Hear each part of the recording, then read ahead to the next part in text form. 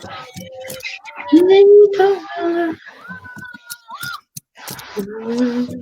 good evening, everybody. Welcome to another episode of Ancestral Eyes. Tonight, we have a special guest. Her name is Rebecca Rogerson, and she is a Sangoma, and she practices the Sangoma spirituality and healing modality. Thank you so much for having me, Therese and Jean-Jerome. Thank you.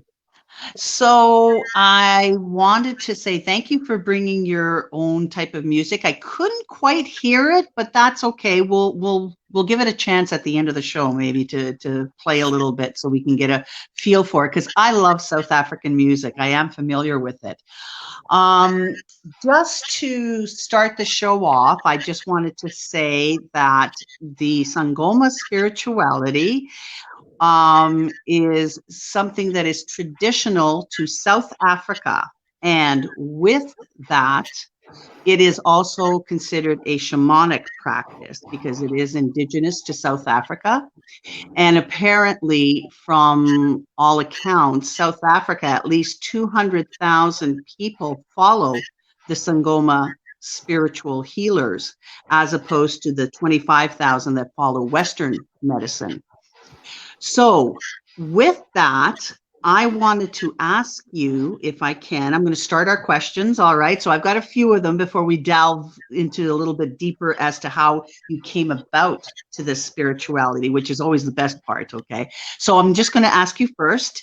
Now, because this is a shamanic practice and it involves healers, what type of healing do these healers do? Are they involved with physical, mental, and spiritual healing? Is that the type of healing that they do, like your traditional indigenous healings? Yeah. So as I said, thank you so much for both of you having me here today. I just want to acknowledge that we are on the Mississaugas of the Credit and the Anishinaabe, Wendat, and Haudenosaunee people. And the area that we're in, Toronto and the GTA, is the territory of the Dish with One Spoon Wampum Belt Covenant. So I just want to take a moment to speak to that and just speak to, as a white settler, I acknowledge that I am complicit in the historic oppressions of Indigenous people and the ongoing oppressions of Indigenous people. So I really wanted to start with that. Thank you. Thank you for that acknowledgement. Yes, for sure. So, getting back to our question. Sorry, yeah. What would you say?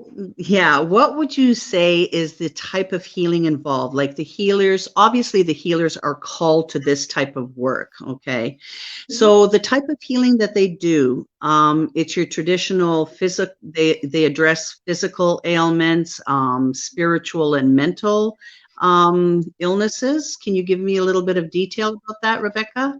So a Sangoma is one type of traditional South African healer. There's many kinds. You have traditional birth attendants, you have prophets, you have ngengas, you have bone throwers. So you have an assortment of different kinds of healers. The Sangoma was always thought of as the diviner. But of course, the categorizing, simplifying and categorizing is really kind of more of a Eurocentric notion, right? So a lot of people cross over in these different practices and disciplines, but they are rooted in Ngoma practices with the singing, the dancing, the drumming. And Ngoma specifically is, an indigenous practice, predominantly, not entirely, based in Nguni practices and worldview, right? And Ngunis are a ethnic grouping of people. In South Africa, correct? Yeah. And of course, what's also interesting about traditional healers in South Africa, so I just want to mention that South Africa is home to 300,000 traditional healers, if not more, right? And Wow. 85% of continental Africans make use of traditional medicine for some or all their healthcare needs. So, you know, traditional healers are really consulted for a plethora of things. And what's interesting is, you know, in North America, our view, and in medicine, in Western medicine, we really see the body as kind of the end all be all. And even our quote unquote alternative or complementary ideas of holisticness are still compartmentalizing, right? There's still the mind, the body, the spirit. But when we look at traditions that you know you're both in, for example, you could speak a lot to that, or a lot of indigenous knowledge systems. I don't want to universalize all of them, but a lot of them, you know, the ceremonies, the rituals, the medicines, the practices are very integrative to such a degree that we're not saying, oh, mind, body, spirit, right? These practices we have are meant to take care of our whole being. And of course, not just our whole being, right? We're a being among beings. So, you know, the principle of Ubuntu, right? So this work that we do, whether individually as a practitioner or our own ancestral work, of course, we're tending not to just to ourselves, but our interrelationships, right? That include the ancestors. Right. Now, you mentioned a word, Ubuntu. What does that mean? Can you kind of describe what that means and how? Yeah. Ubuntu's become a very simplified idea, particularly in the West. I am because we are, right? It's actually quite a profound philosophical, spiritual worldview, right? A way of living and being and breathing, which is quite simply, as I said, people among people, right? We are people. I am a person as a result, an engagement with people, right? So it really Society. helps. And society and community. So it really helps to remove this individualism notion that is really a Western Eurocentric notion, right? That that we are all essentially interrelated, and that occurs from the moment of conception, that we are a person among persons, right? I'm keeping now it the simple. type of I'm keeping that answer simple because I could go on a long time about that. Oh, I know, and I know we're gonna dive right into all of that. Now, you mentioned with the different types of healers that what you're practicing, you use divination. Now, this divination that you use, is that also to determine what type of herbs are going to be used, or the type of healing? And if you do a type of healing, is it ritualized? I know you had mentioned that. And when you do that ritual, I know this is a loaded question, do you call in the ancestral spirits of the person? No, it's a great question that you're asking. Sorry, I'm just trying to make sure my lighting's okay. Okay, so Amatambo is throwing the bones. And there are a set of sacred objects and bones that are obtained throughout the training process and thereafter, right? And throwing the bones isn't to be confused with things like tarot cards, palm reading, things of this nature. Although it involves a psychic, telepathic, clairvoyant ability, right? That's quite important. It is an indigenous knowledge. It's based in an indigenous knowledge system, which of course is its own science. Funny we use the term science for things that are westernized, but this has its own science to it. Yes, it does. So the objects have their own meaning, their own symbolism, their own representation, how they fall, how they're engaging. For us as healers, it's confirming what we see and know. It's revealing, and it's giving us a world view of a person. So seeing a person in their entirety. And as I mentioned to you the other day, we end up seeing things. We end up conveying the messages to the people in the language or way they understand. So I don't mean literally the language. I mean how they think, right? Their personality, who they're, the information or knowledge, not information, is conveyed in a way that they will understand. When we're doing this work, we're engaging with our ancestors and their ancestors. And the point of this is to get to the truth of all matters. So this is our diagnostic tool, right? This is our tool for rectification. This is where we go.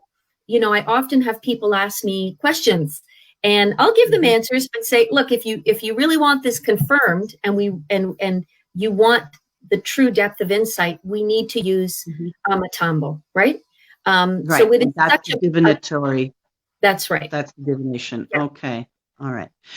Now, with regards to the divination, and you said you do connect with the ancestral spirits of the person. Now, does the person actually have to hold the objects, the divinatory objects themselves, before they throw them? Yeah, or do you do that? Or do you know when you're supposed to step in and do that? That's a good question, Teresa. So what's really important, and I'm sure you guys understand this, is that this is not homogenous, right? These practices are not homogenous. Each person is unique. So for me as a Sangoma, I have the person blow on them. They are imprinting their life force. They're invoking the primordial waters where we're from, and they are imprinting, right? And allowing me to read it. I hold them. Other healers don't do that. Other healers have the client hold it. Some healers use water. Some healers, you know, everybody has their own method. Even with Sangomas, it isn't as simple uniformity, right? There's variance in it. Yeah. Okay. Now, when, let's say, do you call them patients or do you call them clients? What would you refer to? I don't know. I call them patients. I know for most social workers, it would be clients, you know. Okay. Either is fine. Either is fine. All right. So when your patient takes this and blows on it, or however you feel they need to, you know, imprint on the object, on the divinatory object, do you get a sense immediately, like, that the spirits are starting to talk to you, or their spirits are starting to talk to you at that moment? Okay. Yeah, good question. And are you already getting, are you already getting the prescription, so to speak? Let's say they need this type of herb, or no, make them get up in the morning and go and walk in the dew on the grass type of thing. Do you immediately start to get that sense? So that's a really good question. Again, everyone's different. So I can't speak on behalf of 300,000 traditional healers in South Africa, right? I can only speak on behalf of what I've learned with my teacher and my own practice. For me, before somebody comes, a lot's already been revealed to me. A lot has already been revealed before they come. I'll give you a good example. I had a plumber when I was living in South Africa. I had a plumber come to see me. And just before he came, he came, he was doing the work. And while he was there, my knee was killing me and it was swollen.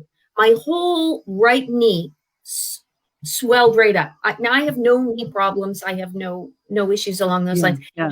I looked at him and I said, what is going on with your knee? What is with this pain? And he showed me his knee, right? So here we have this idea of transference, right? That literally a bodily transference of me experiencing this. It wasn't until I worked with him a little, gave him the plants, it went away. So my Gobela, my teacher, used to say, if you wake up with it, you know, it's yours. If it comes on in the day, it's probably somebody that you're working with. So that absolutely happens for us. And even as I said before, somebody comes, I'm already feeling, but of course the bones are really important because again, it's that chief diagnostic tool, right? That's right. It's helping to reveal. Yeah. No. Now, I just wanted to, oh, you know what? I'm doing it again. I'm being so freaking rude. Jean Jerome, God, I love you. Come on board and say hello. I just get into this. I'm so rude. I'm so sorry. No problem. I don't like to break the spirit or the momentum that you have. It's a good report. So welcome everybody. Very interestingly following along here with Rebecca. Actually, the one thing I was going to comment on when she mentioned that the bones are a little bit like the diagnostic tool. I always say that for us in Ifa, our Opele or Ikins are the equivalent of a CT scan, blood work, X-ray, everything in one. So that's one of the beautiful things about this ability to share and look at the practices of each tradition, and we find that there are many more commonalities than there are differences in many ways. Yeah. And that's important. That's so important what you're saying. I remember years ago, I went to India. I was at a conference. I was speaking at a conference on healing, and I went to the Kali temple. And I had been shown I needed to go there in Calcutta. I can't remember the name. I'd been shown I needed to go there. And when I went there, I thought I could be back home, because everything, I mean, except for Kali herself, was so similar, and the goats being slaughtered, the reason they were slaughtered, when they were slaughtered, how they were slaughtered, and even the usage of tobacco, right? In South Africa, we offer our snuff, our snafe, right? Here we offer tobacco. I mean, this is the point, right? When we start to look at these earth-based knowledges and wisdoms and systems, we find, there's so much commonality, right? Yeah. No, for sure. No, I find that very, very fascinating. Now, the term Sangoma is Zulu, okay? So the practice of being a Sangoma, is this something that is passed down hereditary to one Sangoma to another and so on? Or are there other tribes of people in South Africa? Great question. So as I said, it's predominantly Nguni, but not entirely, right? Of which the Zulus are a part of that. What I want to say before I answer sort of the more obvious question is that when you go to train, you were brought into that spiritual family, your mpande, meaning your root. You're brought into that. Your teacher is your parent, right? And your brothers and sisters that have trained before you, that are coming to train, it's that spiritual family. So that's really important. The calling is, you have to be called to heal. So you can't decide, hey, I think I want to do this. And nor would you. I mean, in my opinion, it's much easier to be normal. I put in brackets, right? Nor would you choose this. This is a big responsibility, but you need to be called, right? You need to be called. And the calling is most often intergenerational. We see it from parent to child. It's often grandparent. So in my case, my grandmother was not a Sangoma. She was, a little old white lady born in 1892, but she did seances in the early 1900s. She worked with plants. She did all these things. So, yes, absolutely. There's that intergenerational component that's often indicative, right? And I want to say right now, especially for listeners or viewers, doing this work for over 23 years, I could count on my hand up until a year ago how many people came to see me that I said, you have a legitimate calling, right? Because now we find a lot of people coming into the work in a multitude of ways, right? And there is money being made in training people, right? This we know that. Yeah. The spiritual practices, people are engaging in that. What I want to say though is, so maybe 5 people in 23 years that I'd say you have a legitimate calling, the bones have revealed it. In the past year and a half, every single person almost that comes through my door has a calling to heal, not just heal themselves, but work with the people. And those of us like yourselves who have a calling, it's really intensified, right, guys? The past 2 years, it's intensified. And the ancestors are saying, you've answered the calling. But the calling's ongoing. You need to go to the next level and the next level, and it's non-hierarchical. So I just want to let people know, if you're experiencing an intensification of sensations, feelings, this is a mystery. Or the dreams, the strange occurrences, a multitude of things. In South Africa, we understand. Most people understand, this is a calling, right? In North America and in the West, most people don't. So it's often diagnosed as mental health issues. Jean-Jerome, you understand this. These things become pathologized. We're not saying that there isn't mental health, that there aren't biochemical, factors. So this is, I think, an important piece around how many people right now are being called to heal, don't know they're being called, and don't know what the heck to do about it. And that sometimes is a struggle in itself, is finding the right people to be able to help Oh you. yeah. Okay. I know I found that with myself. And I mean, going, God, 30 odd years or more, it was very difficult to find people. Yeah. Okay. And spirit just basically just kept leading me to where I needed to be That's until I right. came to this path. Right. That's right. Now, Yeah. speaking But of spirit, just before you go on, Teresa, the other thing too is people get so desperate and panicked, and their lives are so out of order that they just want to find someone fast. So in our tradition, you find your healer by being shown who it is. You're dreaming it, it's being revealed to you. It's easy to make the mistake of saying, well, this one seems all right. I'll pay whatever I have to, I need help now. But that can land you in a lot of hot water. Your ancestors are going to require somebody specifically who understands what those ancestral needs are. Is it required? Is it water work that's required? Are you an Yanga and it's more the herbs that are required? Which ancestors specifically, they need to be tended to. So they will inform who you go to. So for example, a lot of the people I'm helping right now, I work with a lot of Ndao, water spirit, Isi Ndao, right? So people are coming there because they know, well, that's what I work in, or I've done that work myself or whatever. So that's an important piece, don't just, this person will do, or they seem great, or they seem famous, or they say all the right things. You really need to be led to that right person, Yeah. And I think it's important that people address that by honoring their spirits and making, giving themselves a chance to communicate with their spirits, with their ancestral spirit, meditate, right?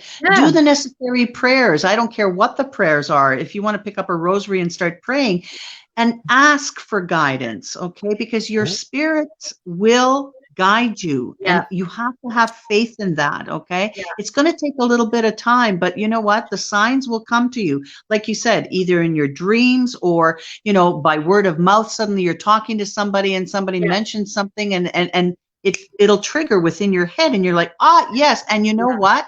Boom, you make the right connection. Definitely.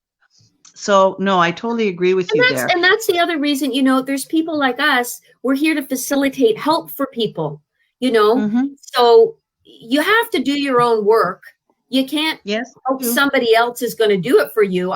We can't, I'm praying for you and you're not praying for yourself. I shouldn't be working harder for you than you're working for yourself.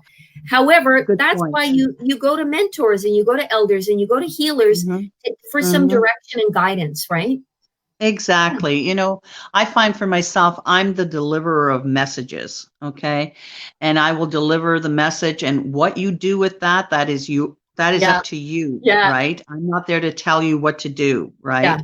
People also hear what they want to hear. So that's, that's another thing. Okay. Now, before we could touch on that subject, about what people want to hear as opposed to what they're actually supposed to do, right? When you speak with your spirits, do you go into a trance, or is it a full-on spiritual, like a spirit possession? How would you describe that, when you're communicating with spirit? Just before I answer that, Jean-Jerome, were you just going to add something? No. I'll circle back. Finish that one and I'll circle back. I was just going to say, the only thing I was going to say was, I could have said later, is the fact that you touched on a very important point, which is the fact of not, you have a person that has a problem, the ancestors are going to guide that person to the person that can assist them. Sometimes what we've lost in our practices is that, for instance, in Ifa, when we're consulting, Ifa will tell us, you are helping this person because this person has come to you, but this is not the person you're supposed to help. You're supposed to refer this person to another healer. Absolutely. Right. And the problem is, unfortunately, in our day and age, because of the sometimes the necessity or the focus on the material or sometimes competition, or the ego say, well, what do you mean I can? I don't have to refer this. I'm going to do this. And I'm sure within your practice of Sangoma is very clear as well, that there's some things that the spirit or Ifa will say, nope, this person, needs this type of healing, you need to find this type of person. And I've done that many times. If I said, we need a different, based on a different ethnic origin, a different ancestral origin. Yeah, that's right. You're Hindu. You need to see a bandit. Yeah, exactly. A modality. So that's why knowing people that practice on different modalities. You said something also very important. Even the concept of healing based on five elements, right? Earth, fire, water, air, and the fifth element, which we use, I don't know if they use in Sangoma, which is metal, right? The fusion of those four elements, which for us is governed by the Orisha or the divinity Ogun, and then Vodungu. So, but you mentioned it, you work in your particular. You've been focusing a lot on water spirit, water modality. So it's very interesting. But you know why I think partly why it's water right now? Absolutely, and we work with metals too. Yeah. I think part of the reason. I mean, we could talk all day about this. I think part of the reason that there's so much related to water spirits right now in South Africa is Ndau. So Ndau is a ethnic group of people, right? Coming from Mozambique, moving into South Africa as a result of the Shangani Wars. So Ndau is related to a grouping of people, but it's also Isindau, so they're separate, is related to these foreign ancestors that are often present through water spirits in that work. And I think this is coming up so strongly right now for a few reasons. I think that the oppressed and oppressive ancestors need tending to. We can't just keep going on and not tending to our histories. We can't do it. So we're seeing a lot of people of color that are having Isindau, that are working with foreign ancestors. That could help explain why me as a white person is doing it. We're really, I believe, being called to tend to, we have to tend to these histories and how they show up in the present day, right? This healing and mending of this is really a requirement, because ultimately what we're needing is a togetherness. And I don't mean to sound corny, but I mean a togetherness and a unity in the most powerful sense of the word. Even those elements, they are interconnected, right? Absolutely. Our lighting, our clouds, condensation, everything. These things are always interconnected. Yeah. So that togetherness of all things, that togetherness of us is so essential right now. And how are we going to get to that togetherness or unity if we aren't taking up these oppressions and suffering, historic and present, right? Yes, and addressing that. No, for sure.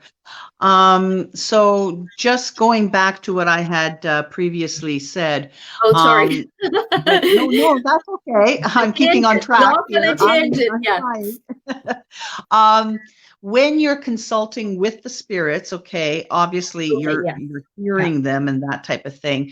Do you go into a deeper trance, or does it become at any point a spiritual, like a spirit possession for the healing? So that's a great part question. Of the ritual. Yeah, that's a great question. I always say the ancestors are just living in another way, right? They're just living in another way. I don't know about you guys, but the dead means something else, right? The dead refers to something else, but our ancestors who are working in that elevated way are living in another way. So we come to, they're living through us in our blood and our bone and our imagination, right? Absolutely. People forget that. They are alive and present in us and through us. If you have this, I just love ice cream. I don't know why I love ice cream. You find out your great grandmother owned an ice cream parlor, in the 1800s. So really, your great grandmother owned an ice cream parlor? No. I'm saying I love ice cream, and I would not be surprised if one of mine did. But there's a reason for that. Your propensity for a certain metal, your propensity to work with a specific orisha. These aren't just preferences, right? These are the ancestors working in us and through us, right? Sarah Ahmed calls them inter-embodiment, right? So we do have the more performative, excitable trance process, right? In Sangoma, the drums, the songs, and when we're training as healers, those are the methods that are teaching us to call out the ancestors, right? To come forward. I can use the word trance and possession because people in the West are familiar with that, but I hate it myself because it has this certain connotation, right? Exactly. Very Hollywood-like and sort of and then all the biases and stereotypes of people of color and their practices. Yeah. But for most people in the West, they understand more or less this concept. So when that trance process, we can enter in a multitude of ways, and every healer is different. When I throw the bones, I don't enter that performative trance process. That's just me. And for me, most ancestors will speak through me, especially other people's or even the dead.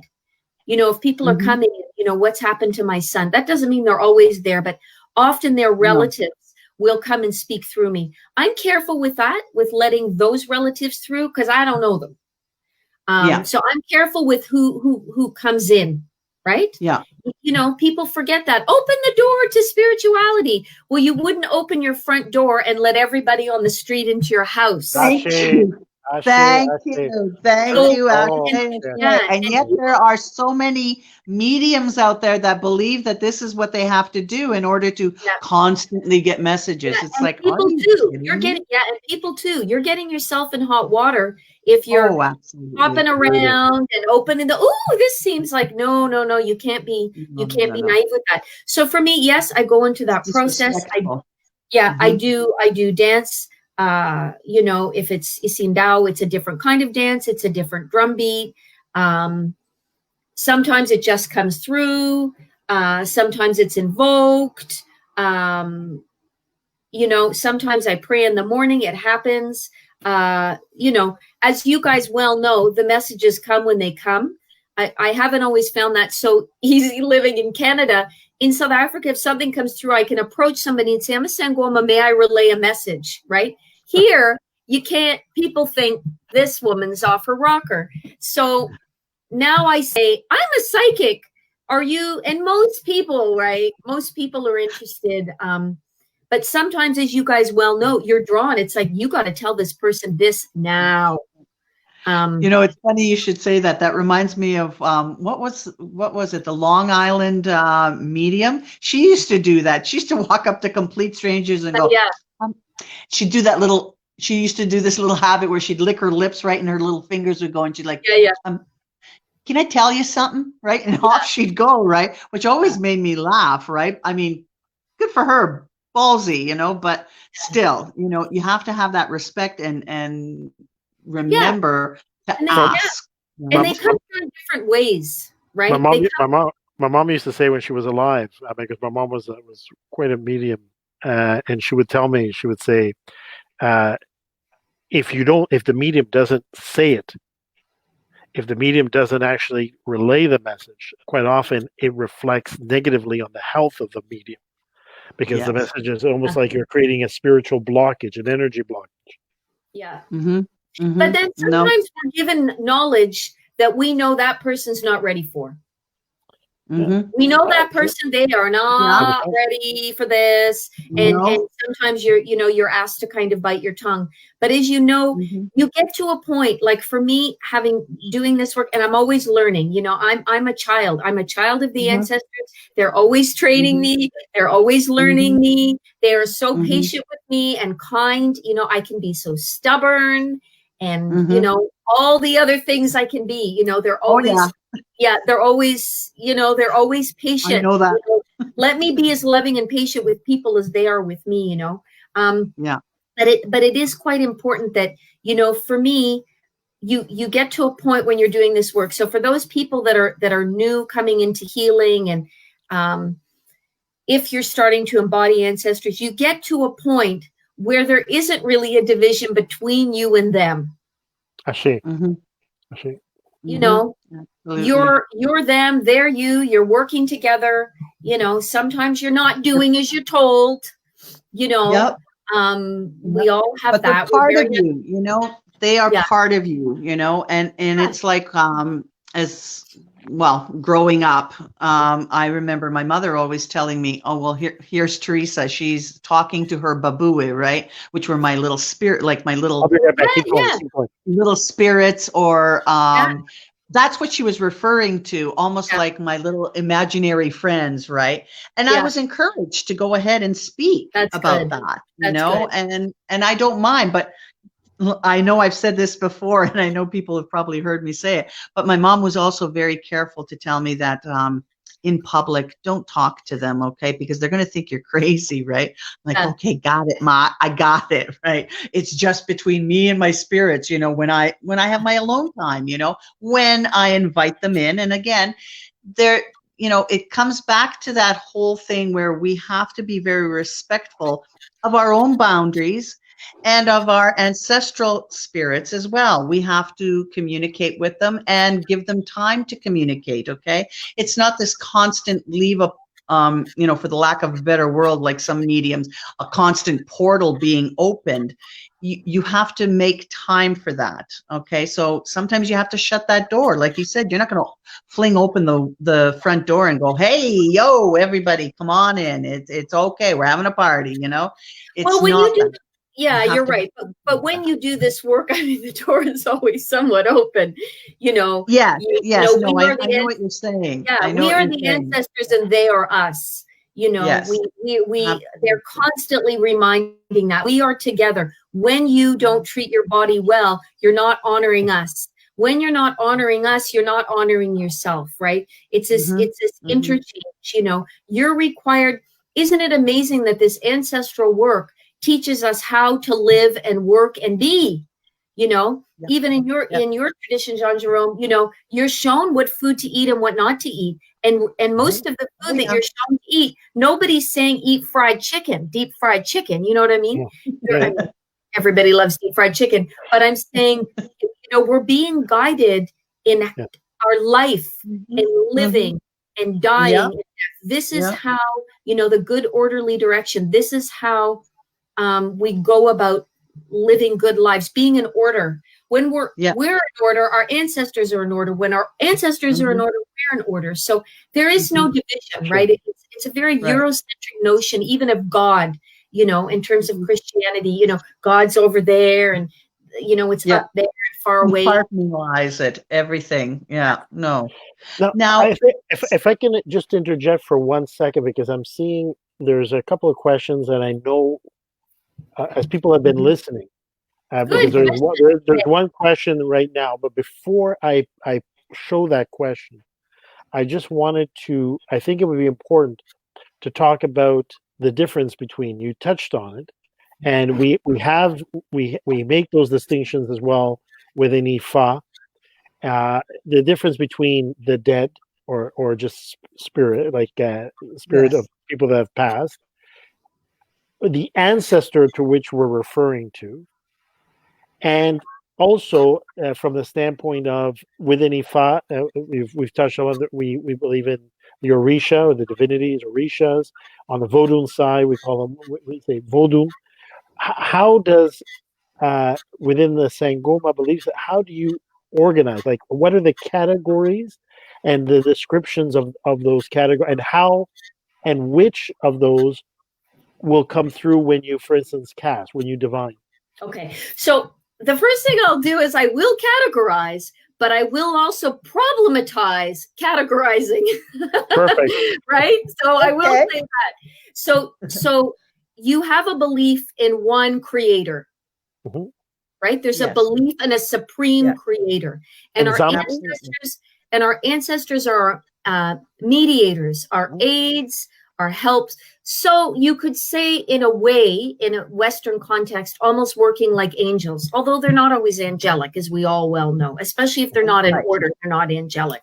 Mhm. Um, Right. so our ancestors, people often think that when they go home and make a shrine, oh, I'll put a picture of my grandfather or my grandmother. No, that we're referring to our lineal family and referring to the dead, the deceased, the recently deceased. Okay.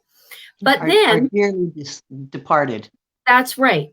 Um, and they may not even be near departed. This could be your great, could go back. That doesn't mean they're working in an ancestral capacity, right? No, absolutely. That doesn't mean working in a, because our ancestors that are guiding us are the wise, aiding, this elevated spirits. Okay, that absolutely. Yeah. So there we are with English again, right? We always have these problems with English because it really boxes us in. Okay. The terminology, yeah. And just English, right? It just becomes this one. Oh, ancestors, anybody who's come before us and died. So then we obviously have the dead and the lineal family that are dead, okay? Then we also have the dead that aren't taken care of, which I guess in English we would say are like ghosts, those that are lost, right? 100%. So part of the reason these traditions are so careful with the rites of passage isn't because it's nice to have. They are essential. Nigerians, if you're out there, I hope you're hearing me because I'm working with a lot of Nigerians right now and I'm on their case, especially the young ones. I hope you're hearing me. These things are not just nice to have, right? Yes. When we have our funerary rites, we have that for a reason. We're sending them off in a good way, making sure they're in order. When the year comes and we're having the next ceremony and doing the goat, doing the cow, doing the rites, that's necessary. When a baby's born, right? When we're getting married, all of these rites of passage are helping us work in a divine way with spirits and ancestors to maintain and retain harmony. Okay. So, just because your grandfather, you were close with him, that's fine. You can love him and maybe he could be a spirit helper. But that doesn't mean he's working in that ancestral area. And the other thing I want to say is what the ancestors have talked to me recently about is they can adopt. And they've told me recently, all these people have no ancestors. They haven't done anything. They haven't made any offerings. They're like lost roaming around. So we're there to take, we'll help take them on. So this spiritual adoption is quite important. I have a lot of ancestors that I work with. Maybe they are blood. I don't know. I don't know. No, they don't necessarily have to be. Yes. Yeah. Well, who's to say? I mean, it is possible, but I mean, our histories, let's remember, we've had so much intermingling. I mean, people traveling on boats and traveling throughout the world since the end of time. Anyway, what's my migration point? Of humans. Yeah. But my point is that they can also go about adopting. So it's really important. And this is why you go to a healer, you go to a babalao. This is why you get guidance, because you need to know who's who. And when you're going to train, when I find people that are called to heal, that are coming forward and needing help, you're going to be carrying the good, the bad, and the ugly. You can pick up spiritual energy like gum on your shoe because no one, especially in the West, is taking care. They're not using the plants. They're not in order. A smoothie and 10 minutes of yoga, not that I have smoothies and I like yoga, but it's just not enough. Yeah. So because they're not addressing the other spiritual aspect of themselves, and a smoothie's not going to do it. Either is a visit to the hospital to give you to the doctor where he gives you a cream. There's something else going on. If you've constantly got anxiety, you can't sleep. Okay, you have some sort of behavioral issue that keeps coming up because you're not addressing something that's deeper. Right. That's right. And there's no point in emailing you or Jean Jerome or me and saying, I can't sleep. What do you think it is? What's this dream mean? Everybody's unique. It's only when we use our divining methods and we get clear, what are you carrying? And those that are called to heal that haven't entered the calling, for us Sangoma, when we go to Twasa, we're cleaning up. It's rigorous. We're cleaning up and we're getting clear on who's got to go. And who's here to guide you? What order are they guiding you? Who's the most prominent? Right? All those things have to be taken care of. So it's important for people that are called to heal that you understand that, right? That you understand, and also you can have something with you that's not so hot that you may think, well, it communicates with me. It does this. That doesn't mean it's your friend. So Thank you. Yes. Yes, yes, yes, yes. And that's the thing. That's when we have to come to, people like yourself and Jean Jerome, right? We have to understand that, right? Oh, now I forgot my train of thought. But anyway, that is so important for people to understand the differences, 100%. okay? Because I think in our society, Western society, we don't address that, okay? We touch upon it. And sometimes, and I've used this phrase before, but a lot of people in the New Age movement, as good as they are, thank God they're opening the doors for people to be able to talk to spirits, etc., and address the fact of ancestors. Just touch upon it. They're not really cognizant of how much deeper this whole issue of ancestral work is and the spirits that are around them. Okay. It's one thing asking someone to please read a card for me, or can you do this for me, or whatever. That's fine. And being able to communicate with your deceased loved one, your mother that died, or your grandfather, and no disrespect to any reader that does that. That is a gift and to be honored. But it's quite different when you realize that the spirits that are around you are not necessarily related to you, but they need to work with you. And some of them may not be good because of, again, it comes down to, like, for example, paranormal investigating. I found when I was doing some paranormal investigating, some of the people who came to these events had brought with them, they're disturbed about something that happened at home or whatever. The spirits, these lost spirits, okay, these ghosts will be attracted to a person who, let's say, is, still hasn't let go the fight he had with their spouse. Or she with her spouse, right? Oh, was killed in a car accident. Exactly. Yes. And there's that heaviness to somebody, and they're not quite clear of an incident or something like that, right? And that just keeps going around in your own sphere, okay, in your own aura, and it attracts that negative energy, the negative spirits that come to you, and that's what needs to be addressed when you go to a real healer. Again, indigenous knowledge systems, and we'll get. I think Jean Jerome had a question, so I'll just make this point quickly. Indigenous knowledge systems, again, not to universalize it.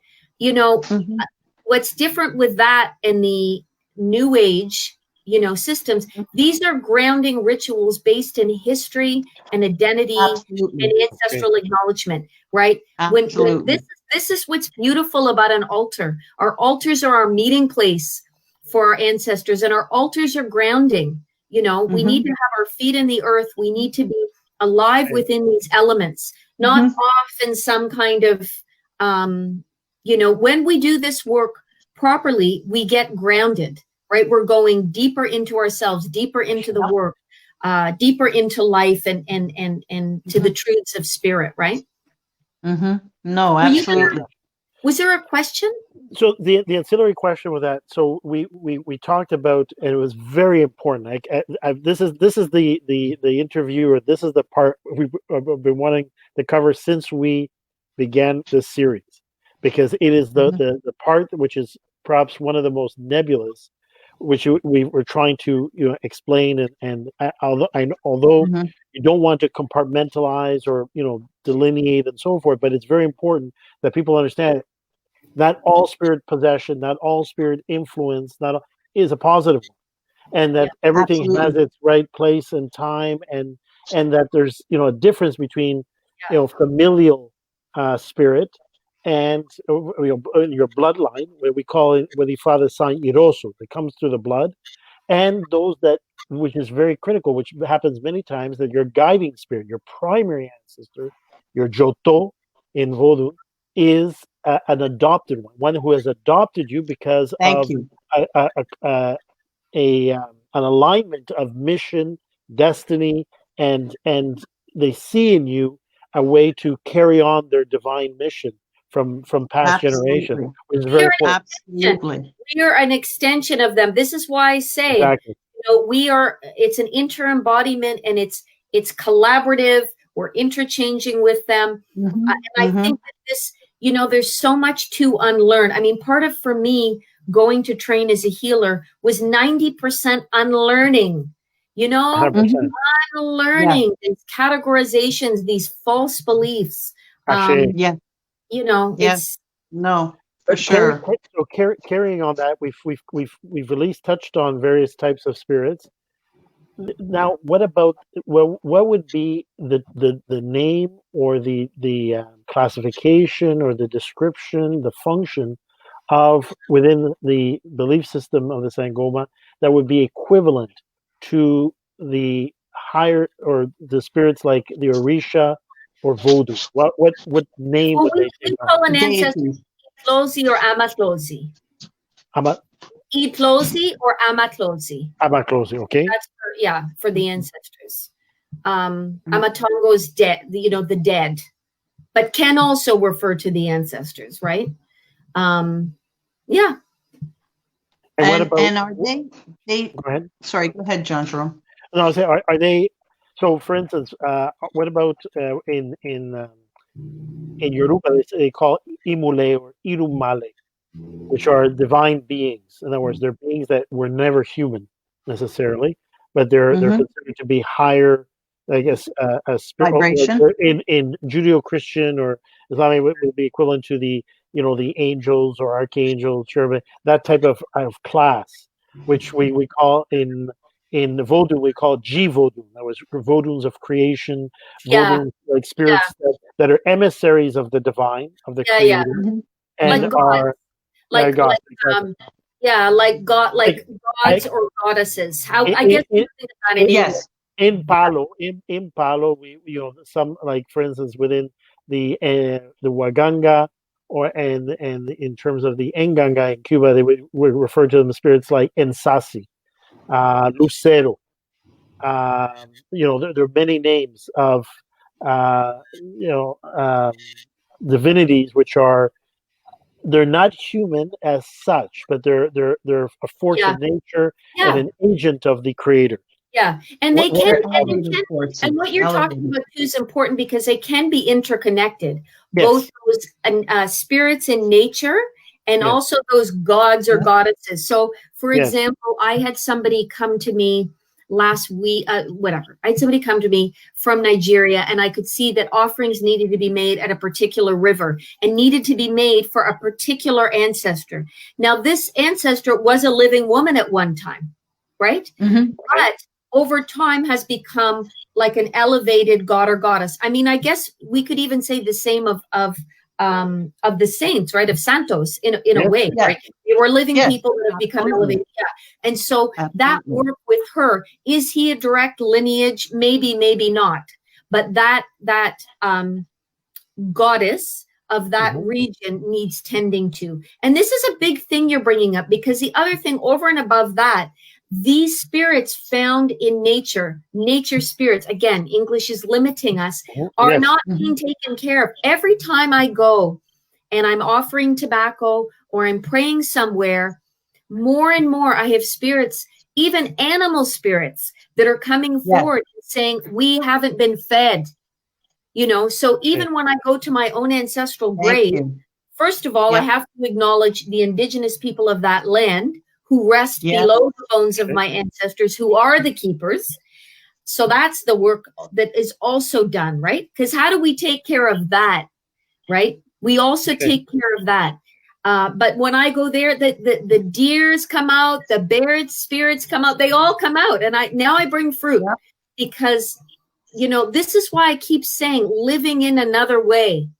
Is death a facade? Is it an illusion? Probably, right? These things are living in another way. If we can understand that, if we can understand this continuum, this engagement, this living in another way, we understand our place and our work and the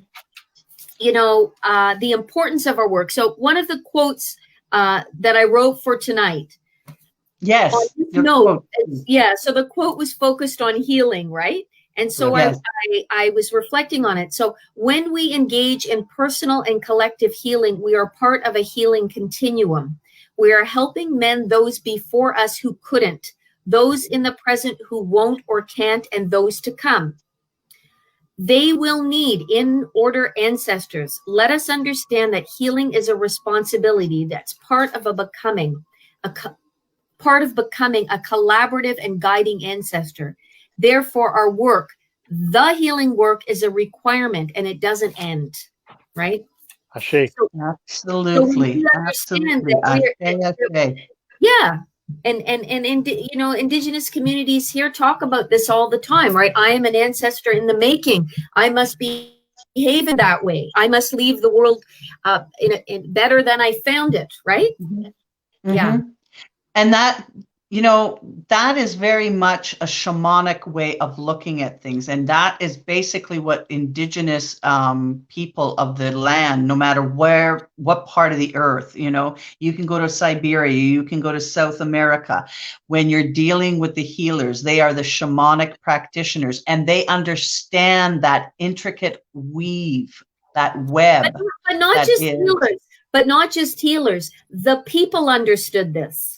You know, this is exactly. And that's another thing. We don't do that in North America.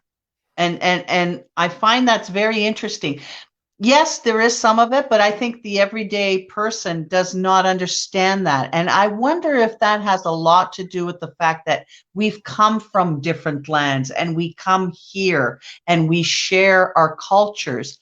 But we are forgetting, as we are becoming homogenized within this new culture of multi-people, we're forgetting those roots, those shamanic roots. We are and we aren't, because so first of all, what tears us away from our earth-based knowledge and togetherness and way of living and being is colonization, is patriarchy, is these systems of oppression that, you know, we aren't post-colonial, right? We this is where we're still at. We aren't post-patriarchal, we're still here.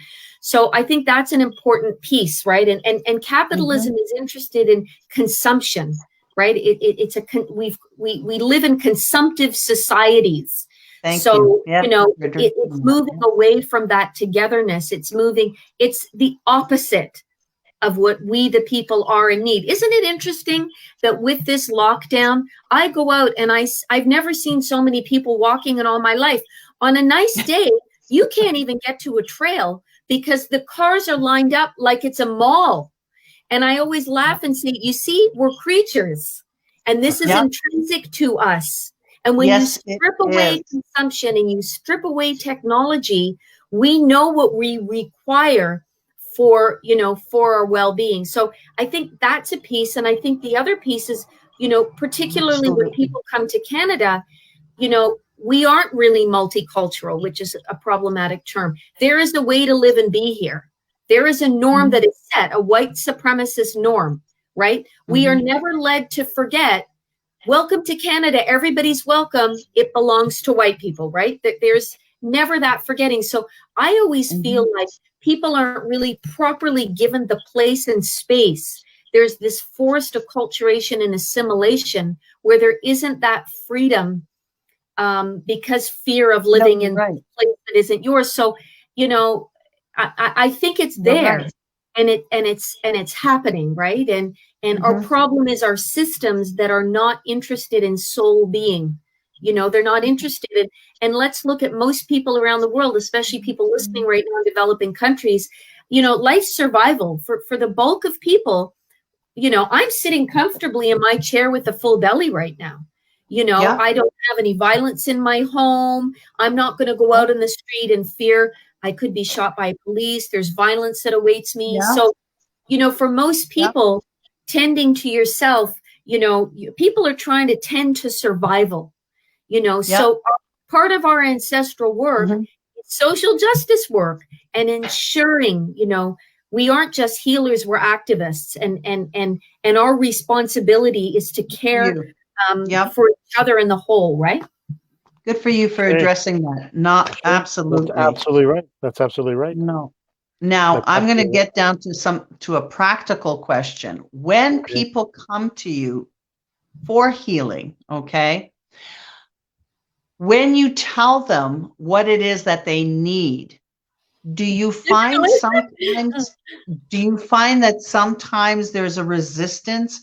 Do you feel like they want to hear something? Like, what I'm getting at is they want you to tell them something that they want to hear, okay? In other words, they're not ready to listen to what they need to do or what they need to heal. Yeah. And do you find that in your community? And what type of people are you dealing with, like in your community? Yeah, well, it's interesting what you're asking, and we talked about this a little bit previously, and I ended up doing a post on Instagram speaking to this, right? Like, you know, here to listen, right? Here to listen. You know, if you're asking for that guidance, you're asking for that truth. You can't expect to get the truth you want. You know, you're going to get the truth that's required at that time, provided you're seeing somebody who's in order as a practitioner, right? The person's not in order. They can tell you whatever they want. I know many people have been taken advantage of, you know, by healers, by ministers, by imams, right? I understand there's that factor too. But, you know, first of all, ensure that you're seeing somebody who is trustworthy, who is reliable, right? And who is in order. You know, that's really important. Healers' lives, we're human. We're not perfect. You know, we have our own problems, but you want to be consulting with somebody who has a handle on their own life, right? Their own life isn't a complete mess. But the other piece is, you know, when you're coming for this isn't tarot card readings, you know, where, you know, next Thursday, and I'm not criticizing anyone who does tarot readings. No. Or astrology. Astrology's a powerful medicine. Oh, of course, the alarm goes off. A powerful medicine and a powerful tool. So I just, and I don't want to close this window. We're having a bit of a heat wave, aren't we? Yes, we are. It's going to cool down somewhat. So anyway, so I don't want to. You know, I'm not disparaging anybody's practices, but when you're coming, you're coming to have truths revealed to you. Now, I always feel that when somebody comes, I'm often going to, and Jean-Jerome, you may find this too, and you as well, Teresa, you're often confirming what a person already sensed, felt, or knew to be true. So you'll say, you know, this friend of yours isn't to be trustworthy. And they'll say, you know what, I had a dream about this. Or, you know what, I had a feeling that this wasn't in order. So you may get some content and knowledge that's out of the blue, that's new to you. Yes. But often you're going to have things that are somewhat, you know, confirming, right? What's important is when you're given this suggested way forward, it's important that you take it, and not just because it's good for you to do, but because you have interchanged with the ancestors. You have sought out, and I think this is particularly important in your even more so in your practice, Jean-Jerome. You've sought out, you know, you're appealing for guidance and help. So, you know, take it. Take it. You know, avoid suffering further. Many of us choose our own suffering. And for some people, we have challenges, especially in the North. You know, if people are from Latin America, people are from Africa, it's difficult to, when you say you need to make traditional beer, it needs to be nkamboti, you need this and this, and we can't get the ingredients here. That's another matter. Then we're speaking to our ancestors and saying, hey guys, can we work together? Substitution. Yeah, I don't. Substitute. Can I substitute with this? Okay. I know you want the white goat. I found the brown. This is hard enough to do. You know, but we must always put forth the greatest effort. The more effort we do and more time we put in, you know, this is the greater outcome for ourselves. And what we need, what we want, and what we need are not always the same. You want that boyfriend, absolutely. You know, you're going to hang on to him, but he's no good for you. So your ancestors, you know, they're watching out for you. So you might not like it. Absolutely. That's the biggest thing for Ifa, for any diviner is when, especially, if you've consulted Ifa says, look, I had, I've had situation where people come to me. Ifa says, you've tried to do different works or different things to try to get back together with this person, bring this person back. However, Ifa says, this person is no good for you. And it's your ancestors and the orishas that are basically trying to get the person out of your life. And the person, sometimes people don't want to hear it because they don't want to hear it. There's hurt, there's pain, there's pride, there's ego, and everything. That's why Ifa, they use the term. It's so overused sometimes in Ifa. Like they'll say Iwa Pele, balanced character, and a character in equilibrium, good character. They'll use the term over and over, but nobody really grasps it. Yeah, right? It's just something which is more fashionable to say. But at the end of the day is you have asked the spirit world, and the spirit world has responded, whether it be an ancestral spirit, whether it be an Orisha, whether it be Fa, whether it be Wagat, whatever spirit is responded. They've given you the truth. They've told you the reality of the situation. You have to have the courage and the discipline and the honesty with yourself to say, is this advice valid? And if it is valid, then I must apply my own medicine. And the first medicine is Ori, your head, right? Because if your head is in the wrong place or your head resists, nothing can be done, right? Yeah.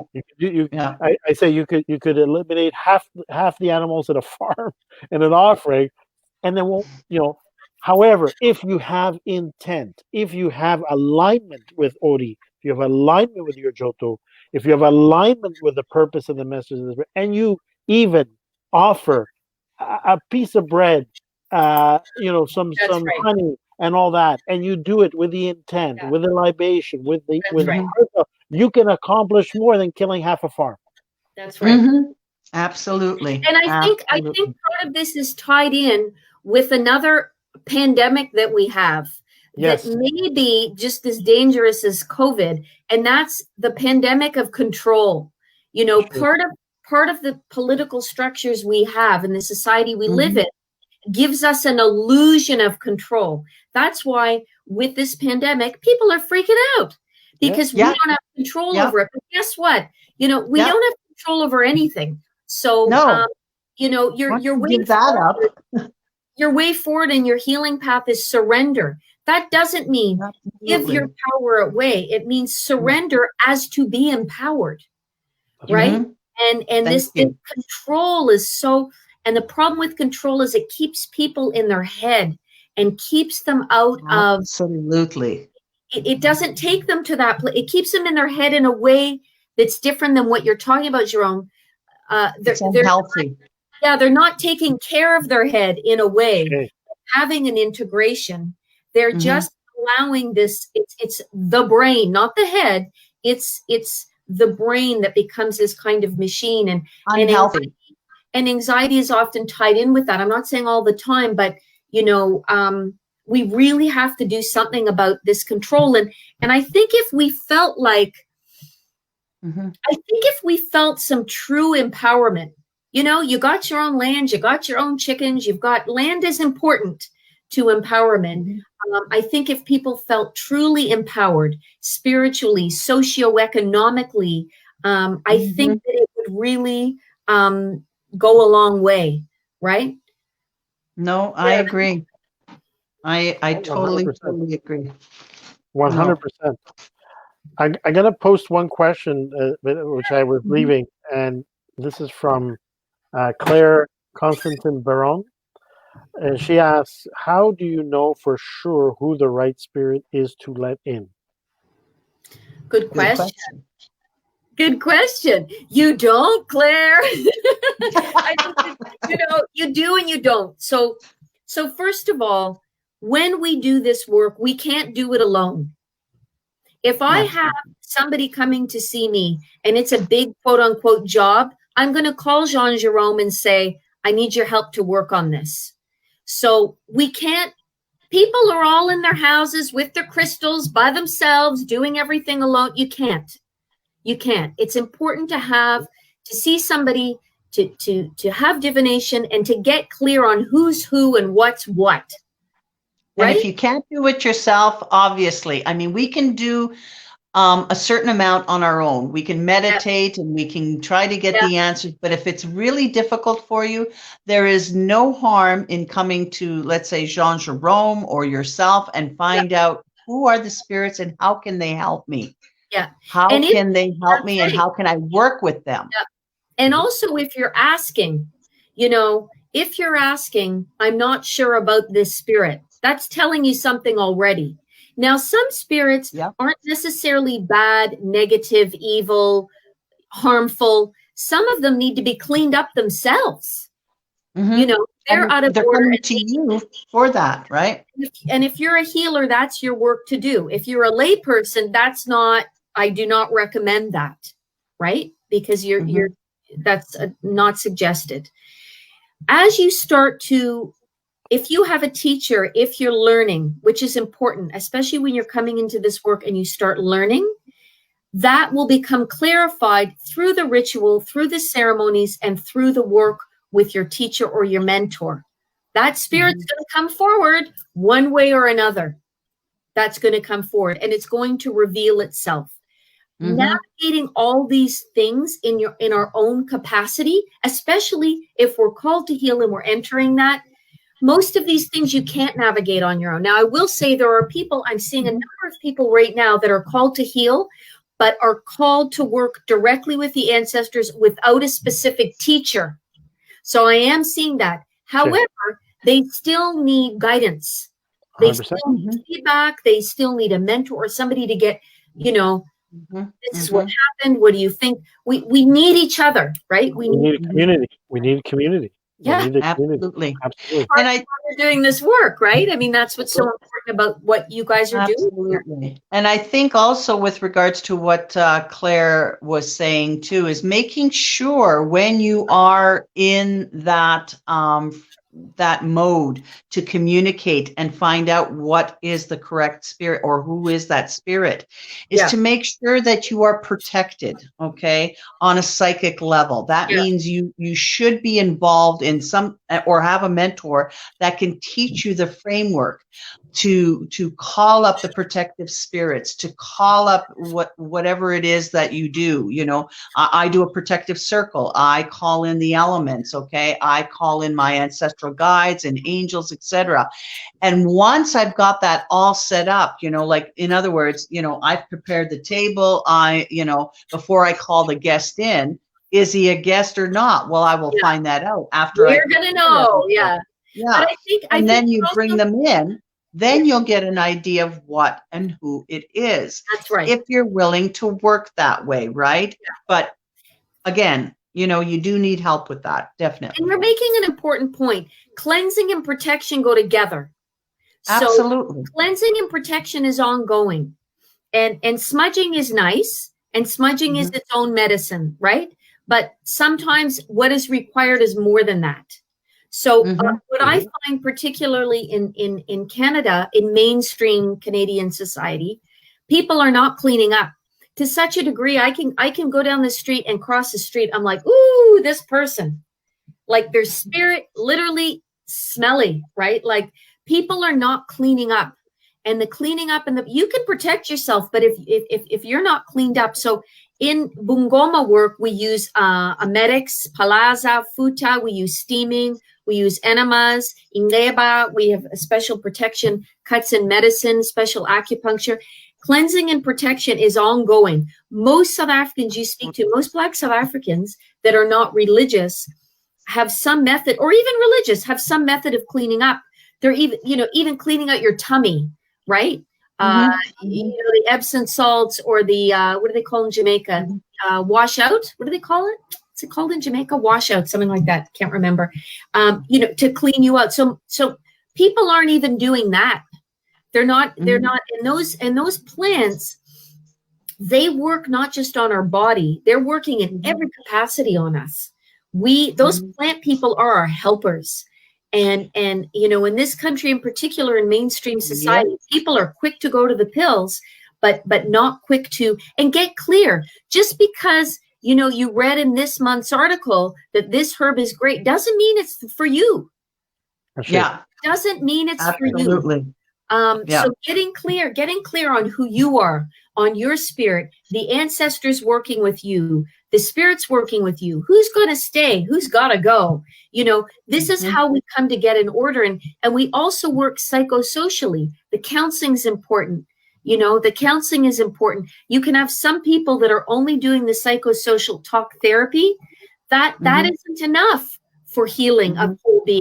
You can have people that are engaged in ritual and ceremony, but aren't really necessarily addressing some deep-seated hurts, wounds, experiences, and beliefs. So, you know, our healing needs to encompass all of that, right? And every person's toolbox is a little bit different. And so getting clear on what you require for your whole being.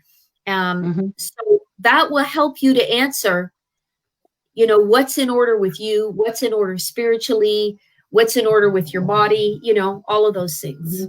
No, for sure. So now it brings me to the part where I love everything that you've said and everything. Yourself. What brought you down this path? I mean, we've already addressed the fact here you are, you know, well, all of us, we're white people and we're involved in an African traditional religion. What made you, or what was your calling? Like, what made you go down that path? How did you know that this is what it was? This was what was for you? Yeah. Well, I saw it online. I paid for it and I did it. No, I'm just kidding. No, but listen, okay, that's another issue, right? Because we could also have a whole conversation here, even just about cultural appropriation, right? Because that's an issue. And there are people that are working within these traditions that are culturally appropriating. You know, we could have a conversation. What's authentic, right? Let's say you're from that region, that's your language, that's where you're born, and you're not working authentically, right? We could talk all day, right? We could have a long conversation about that. So let me be clear, I didn't choose this. You know, I didn't choose this. I went to South Africa. My husband's South African. At the time, he was my boyfriend. And I went to visit him, and just nearing very recent post-apartheid, like a month after Mandela had been inaugurated. And him and I at 19 decided we were going to backpack throughout the whole continent. And for me, I wanted to explore and have an adventure. And for him as a white South African, he wanted to know, what does this mean, you know, being this white settler and this white South African in this continent? So we traveled. We didn't do anything touristy at all. We stayed in truck stops and communities, and I think we stayed in 2 hotels. And so I got sick almost immediately, you know, white Canadian girl, he could eat everything off the street. I got sick immediately, malaria, dysentery, strain of typhoid, the whole 9 yards. Oh, God. I know. Now, if I knew now, too bad I didn't know then, I would have gone to see a healer and I would have gotten medicines, right? But I didn't, even though I grew up with a grandma who was, you know, a healer herself. So I was incredibly sick and kept traveling sick and getting marginally better, you know, taking antibiotics, but not well. Yeah. And then had a night, we were actually going to volunteer in Rwanda. It was just nearing the end of the genocide. And so we were on the Mwanza border. And my health gave in completely. I was really sick, and my partner thought, this woman's not going to make it, this fever, and she's just not going to make it. So I ended up, and then we were broke by that stage. So I ended up coming back to South Africa and seeing doctors, and I was just sick all the time. Was just sick all the time. Well, first I went back to South Africa, then I went back to Canada. I was sick all the time. Nothing was working. Tried everything. You name it. I tried it. And nothing helped and nothing worked. So I was introduced to Vern Harper, an Indigenous elder here in Toronto, a Cree elder. And a friend of mine, an Indigenous friend of mine, Brian Marion, said, you haven't tried everything. Go see my elder. And so I started participating in his community. I started going to sweats, doing, yearly fasting, and really found a home. Oh, this is what this land is. Oh, this is what spirit is. Oh, I understand this. This feels good. This feels right. So things changed for me, but I'm still not well. I'm still getting weird experiences at night and hearing flapping. I'm having nightmares. Things aren't in order. So we go back to South Africa, and I'm now open to this way, and I see a traditional healer because I'm open to this. And she said, you have a calling to heal, and unless you do it, you're going to die. So I told my white South African in-laws that I was going to move to the township to be a traditional healer in 1997. And they, what? A witch doctor? And so I moved there. I lived there. I lived there for 4 months. I trained. I wasn't given any privileges. I did, I went through the process everybody goes through. For time's sake, I won't get into that process. We'd be here all night. And then so I finished, and I was living on a farm. I graduated. I moved back to my farm, and I'm like, now what? I'm a white Canadian Jewish Sangoma. Like, this is crazy. And my, lovely husband said, you open the doors and you see the people.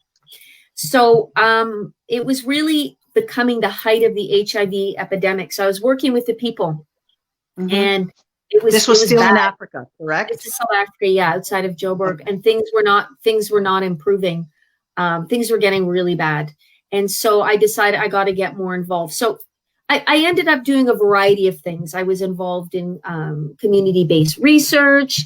I worked at the government hospitals, Baragwanath, Helen Joseph, Joburg Gen, at the AIDS clinics there, providing medicine, providing counseling. It was really hard work. After a year and a half, I was like, I'm burnt out. I need a break, because it was really the height of the epidemic. It was awful. But I still had the privilege. I still had the privilege to go back to my home and my safe life, and to be affected, but not affected. Right. And then I got offered work in Botswana to work on the national HIV/AIDS program, and went down there and did that. And that was very problematic.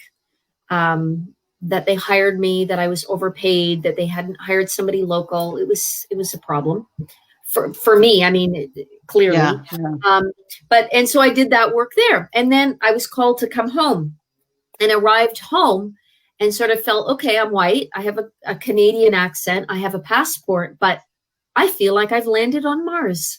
It gave me so much empathy for newcomers who don't speak English, who are not white. How the hell do people do this? I have all these privileges and citizenship, and it was really hard. And we lived in an apartment, so my healing room was in a closet, and it was hard. And you got to kill chickens or goats. It's not easy getting chickens and goats and sneaking it past your neighbors, and doing the work you do, and drumming, and it is not easy in this context at all. But nothing can stop the work, right? Nothing can stop it. So, so I've been here about 10 or 15 years. We go home every year. My husband's family are there, and I work with people there. I work with people like you guys all over the world. And this is life. I taught for almost 10 years at Seneca College in social service work. And that was great, because it's given me a lot of extra tools in terms of working with people.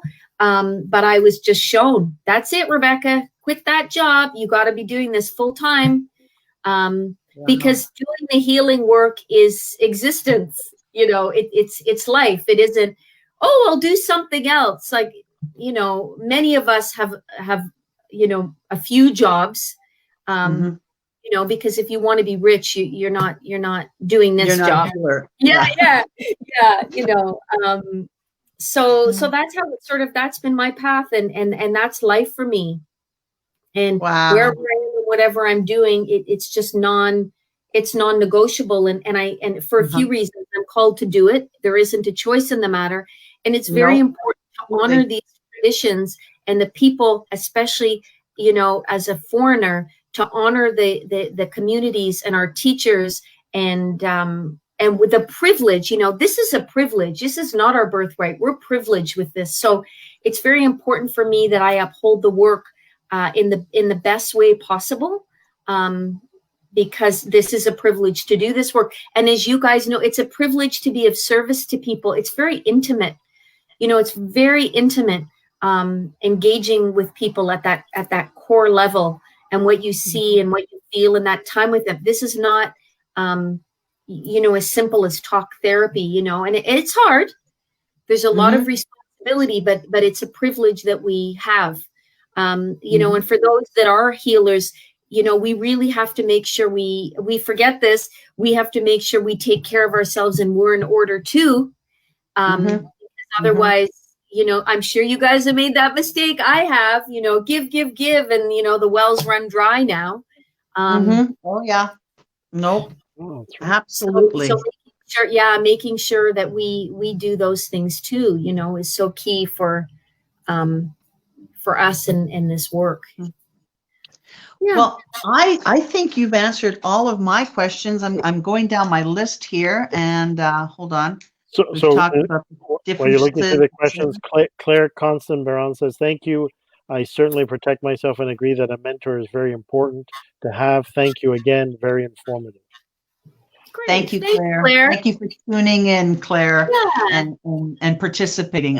You know, that means a lot to us too, because I mean, I have my questions, right? I feel they're answered, or I might have missed something or whatever. But sometimes, you know, like Claire or anybody in our audience, to come forward, you know, because sometimes they'll ask a question that is like, oh yeah, that's a good one, you know, and away we go, you know, we need to know, you know, and and I think that that's important in the sense that ancestrally, our spirits are talking through people who are joining us tonight, right? Or any of our, you know, past Fridays, right? They're here for a reason. They need to hear this. Their ancestors are bringing them forward to listen to this. This is the ancestral eyes. They are here to hear. They are here to learn. And with that, there's a certain amount of healing that transpires on their level as well. So I think it's very important with regards to our the audience that tunes in, definitely. And I think it's important to the work that you're doing. You know, spirit cuts across nations, gender. You know, spirit. Well, we have to acknowledge those identities and be aware of our positionality. We also have to be reminded how spirit cuts through that thing. You know, that what we're learning, what people are learning with COVID is the importance of togetherness. You know, people are always, people, they're so frustrating. And now people are like, I miss people. You know, will I ever be in a crowd again? You know, will I ever go to a concert? You know, it's a good teaching, the importance of togetherness. And we each offer our own gifts and abilities, and we need to be valuing that. We need to be valuing that in each other, you know? No, for sure. And for us, it's very important because, again, we started off by describing that the actual world of the ancestors, where we're talking about what we call Joto, guiding spirit, Oba, Egu, Namoni, whatever term is used, whatever language is used. It's very important, especially for people that follow, you know, the Consejo Cultural Yoruba, as you say, your Nigerian friends, your you know, anybody who follows Ifa and Orisa, to understand that the framework of Ifa and the spirit of Ifa, the teaching of Ifa are universal, but in order to have a deeper understanding even of Ifa, especially if you're going to help and really bring about or assist with healing with people which may have a very different ancestral lineage and ancestral background, it's extremely important not to simply look at you know, the process of healing or this process of the spirituality or the metaphors, the essay fa, the stories solely from one cultural or one ancestral lineage, but more from a universal aspect, right? Yeah. One of the things that I posted it today in the Consejo Yoruba. I believe there was the son of Popula actually posted something which was very, very apt, saying that there's a lot of many belief systems, even in Ifa especially, there's a lot of emphasis put on memorization of essay Ifa and poetry and all that.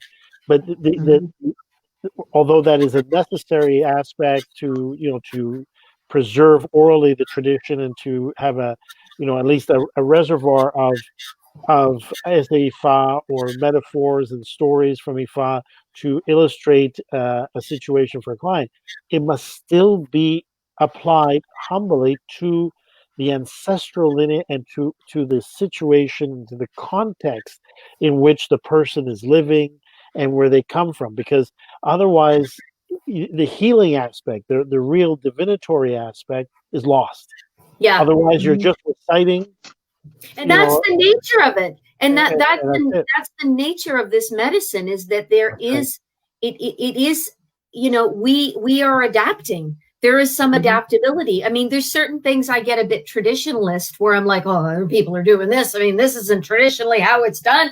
I know I'm getting older when I start doing that, right? When I'm like, what the heck is this, right?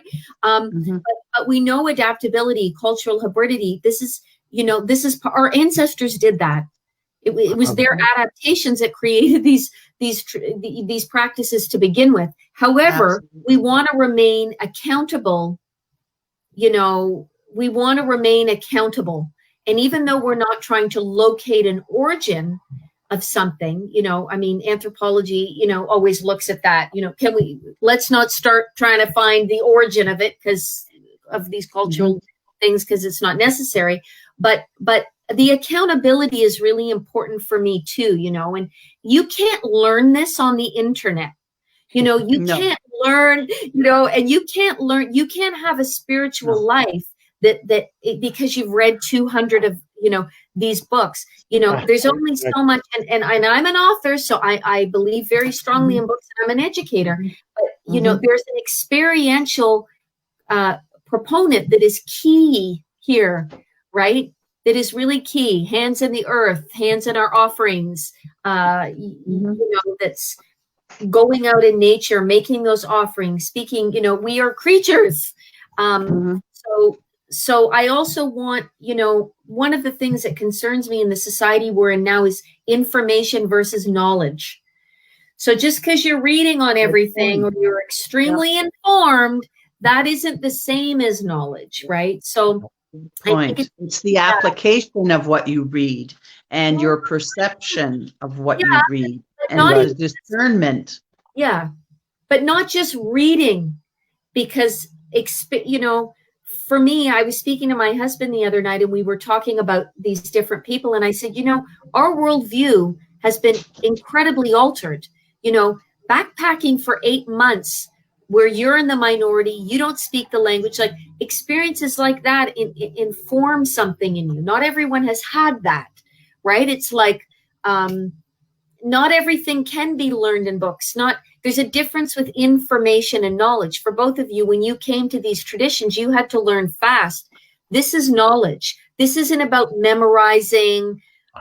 And I believe you have a lot of that in your tradition, Jean Jerome, right? There's a lot of, it's scholarly, right? It is scholarly. Even if it's the oral tradition, it's still, 100%. We're also talking about intellectual. We're not just talking about feels. We're talking about these African practices, African spirituality as sciences, as scholarly, as intellectual, right? But I'm just saying information and knowledge aren't the same. Everything can't be learned on the internet. That is not experiential knowledge, right? You have to at some point in time, you have to experience what you learned, right? That's the only way to go forward and to grow. No, and the fact that I always say, Ifa and any of these belief systems, Sangoma, these are systems that have an open dialogue with the Sangoma. It is not one size fits all or dogmatic. It's not static. And we're not all the same. Exactly. It's very individualized. That's the thing that I found with Ifa. It's not this framework, within this framework, if you do this, this will happen. It is not. It is so individualized to the point where, you're being told what to eat and what not to eat. And not because you're going to offend someone. It's for your own good. It's for your health. Okay. And that's how individualized it can be, right?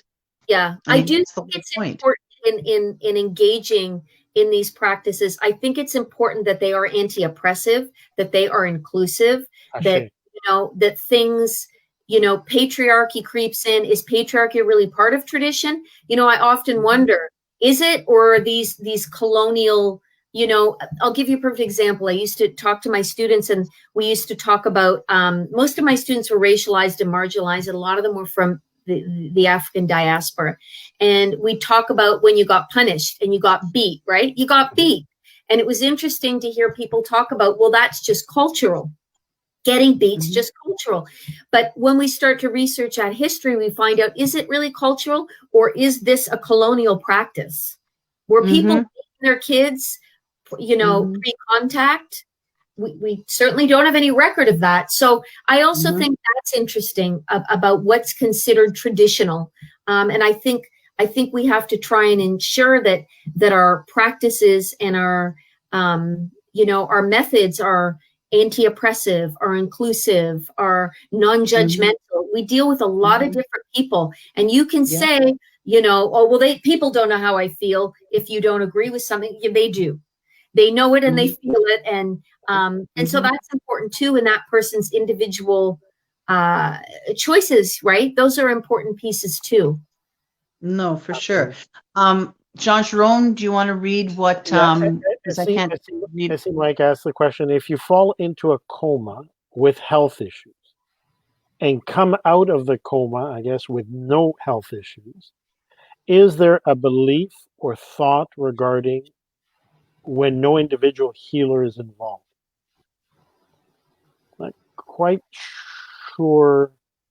Okay, let's break it down to, all right, you've got a health issue and you go into a coma, okay? And I guess what he's trying to say, is there a belief system or thoughts that can address this or help you? And, is there a little bit more involved where maybe a healer is to be involved? I don't know. Am I reading this correctly? So the comas are interesting because comas often involve, not always, often involve some kind of disjointing, this spiritual disconnection or disjointing, right? And so, people that I've worked with in comas, it's often about, sometimes they're very frustrated because they can't communicate what they need to, and then I help do that. Or sometimes it's about calling them back or letting them go. It's difficult to say, listen, I'd have to throw the boats for you specifically. You're different than the guy beside you who went into a coma, right? So, what caused the coma, right? Is the coma caused from things that are not in alignment? Are there a series of accidents? Things aren't in order? Is it tied in with witchcraft? Again, I'm careful with that notion because healers love to throw it around. Everything's you have a calling, or somebody's putting medicine on you, tagati. So I'm careful with that. That can be a factor. How did you come out of the coma? Was it the ancestors that were helping to bring you out? Were there people praying on your behalf that were help doing that healing work to bring you back? Are you back because there's work you're supposed to be doing? You're called to do something important. So it can be a number of factors. What you want to get clear on is, why did the coma happen to begin with, other than in the first place? Yeah. And what's needed to kind of restore it. I don't know. My feeling with you is that, you had some people really watching out for you to help bring you back. That's my feeling for you. And the other piece is that you're here because there's work for you to do. And my feeling is that you already know what that is, more or less. You're just doubting it, and you're kind of putting it off or procrastinating or doubtful. But again, every person's different, right? sometimes people, I don't know if you guys get this, people message me, what does this dream mean? It's like, well, it depends. You know, it depends. One person's, you know, a snake for one person in their garden. You were born with respiratory issues, which pushed me into a coma, but I awoke a week later with never had. Yay! Well, that's great. So you need to give thanks. You know, that brings us to a key thing. Are we showing gratitude, you know, on a day-to-day basis? We're really quick to say, give me, I want, I need. You know, I always say, most of praying, number one, is listening. Just shut up and listen. And I mean, they call it meditation, but in these traditions, people have been doing this since time immemorial, right? Listening to their ancestors, quieting themselves as to a tune. And also the other big piece of prayer is thank you. And we all have something to give thanks for every day. We all have at least one thing.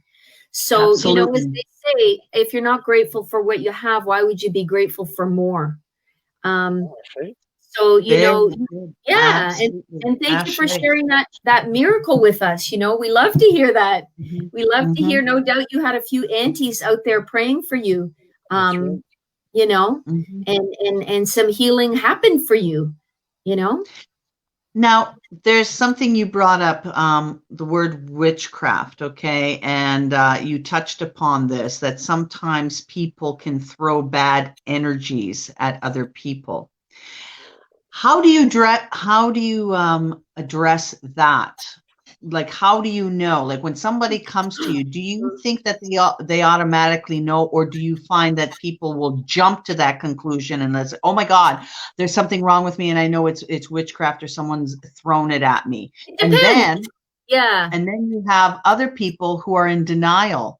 They're sitting back, and you know, their ego prevents them from coming forward and asking, I think I've had some bad juju thrown my way. How do I deal with this? Right? Instead of, I can handle it, I can deal with this. Or a lot of it's informed by people's worldviews, right? A lot of it's informed by how they were raised, what the religious and spiritual worldview is. There's a lot of talk. First of all, I want to say, I don't want to misuse the word witchcraft, because witchcraft isn't necessarily negative for people working in the Wiccan tradition. So I just want to say that.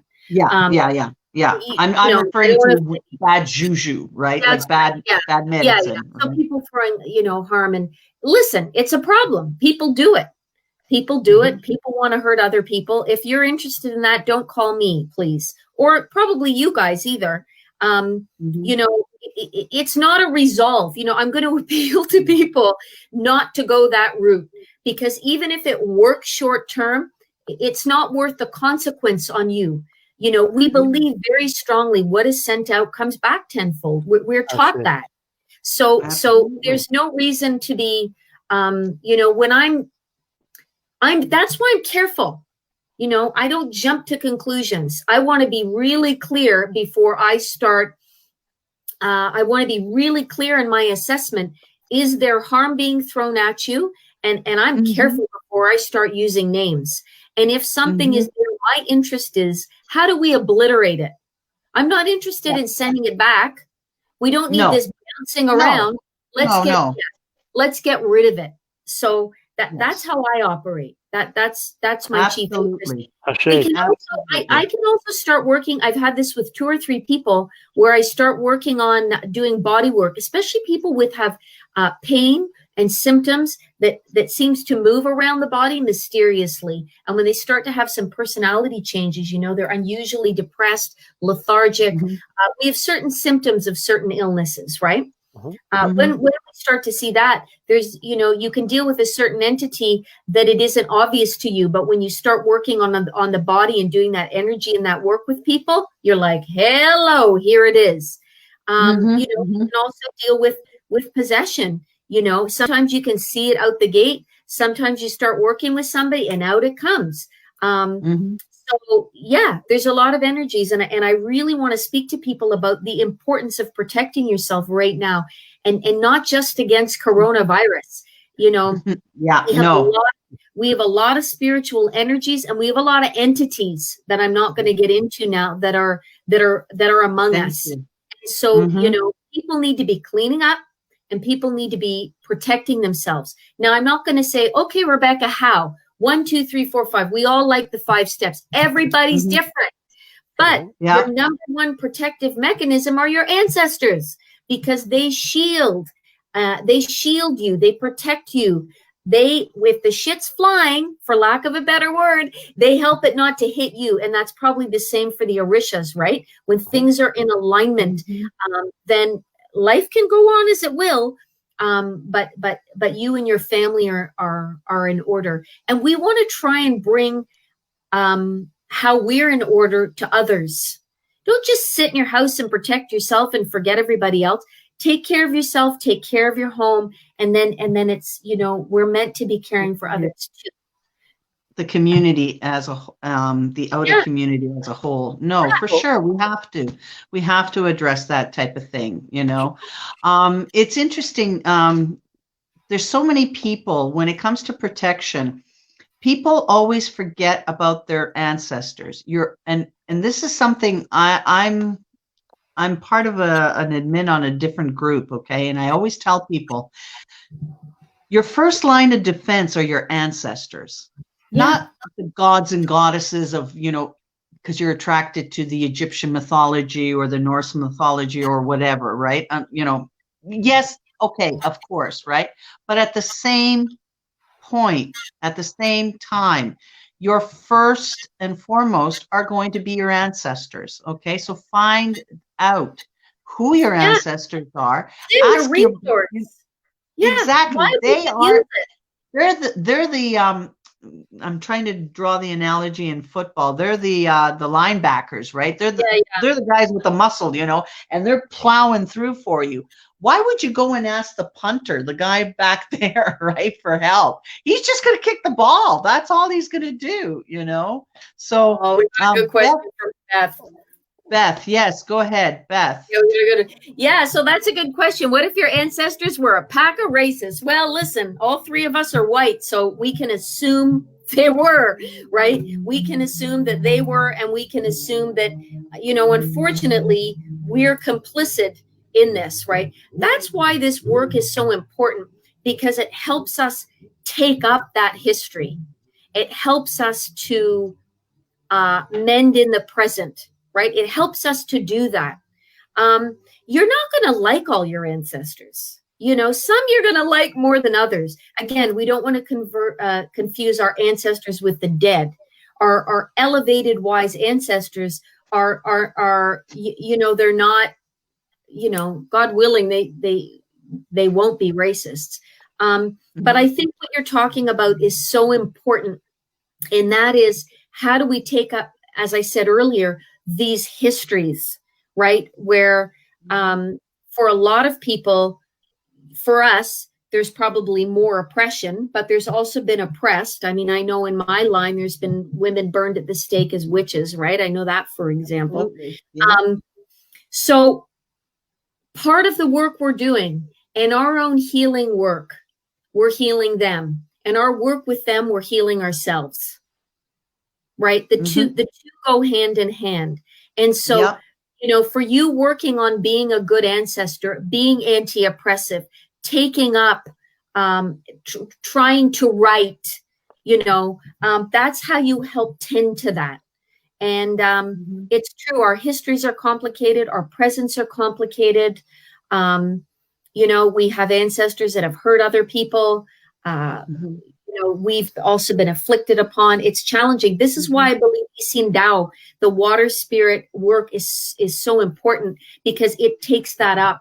It really, this foreign ancestry really calls us to mend that work internally and together, because the only way we're going to take it up is doing our own work and then doing that work together. And through verbal dialogue, but also spiritual dialogue. These things need mending.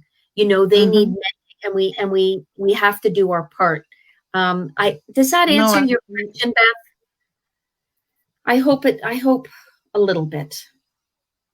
I think it's also important to understand that, when we say ancestors, it's not just the blood ancestors that are our first line of defense. They can be part of that, but we're talking about also, as Jean Jerome has mentioned, our Joto, our actual spiritual guides, who can be of different ethnic origin and of different time period, for example, too. And it's important to know who they are, because they are going to help you. They're going to help you on your path, but they're also going to be the ones that are going to protect you. Okay. Yeah. So yes, it's more than just addressing us as being white and our racist ancestors. There are others that are coming into play to help us, to help that healing. Okay. And they will be Black. They will be Native. They will be from whatever culture. Okay. And they are there to help us and to understand that. Right. Yeah. That's part of that ancestral. It's true. And we have to take that up. We need to be better white people. We have to take that up. For me, I work predominantly with racialized, marginalized people. Do I choose that because it feels like the right thing to do, or because my ancestors, things need to be rectified? And that's part of, karmic work. I think what's important is that we also need to look to our own traditions. That's important, right? We talked about cultural appropriation. We have to look to our own traditions.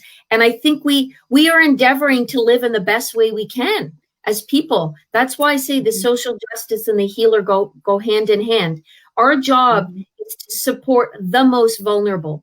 Our job is to be empathetic to the most vulnerable in our society. Our job is to care for, empathize, and not just caretake, but speak on, speak out, right?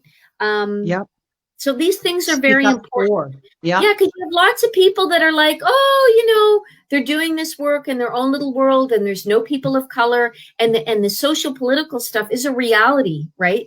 And we do need to take that up. And I think if we're doing the healing work meaningfully and deeply, I think we are taking that up, because that should also be externalized, But I think it's also very important, because to Beth's again comment, about our family, our ancestry, but also again this concept of a Joto, which could be an ancestor which has adopted us because the individual at that particular time, that spirit that's incarnate, has a similar mission affinity, spiritual affinity, and there's almost like a pact between it and your Odi, your divine head or soul, to guide you through this world together with your protective Orisha or spirit, whatever, your guardian angel, what we say, guardian angel.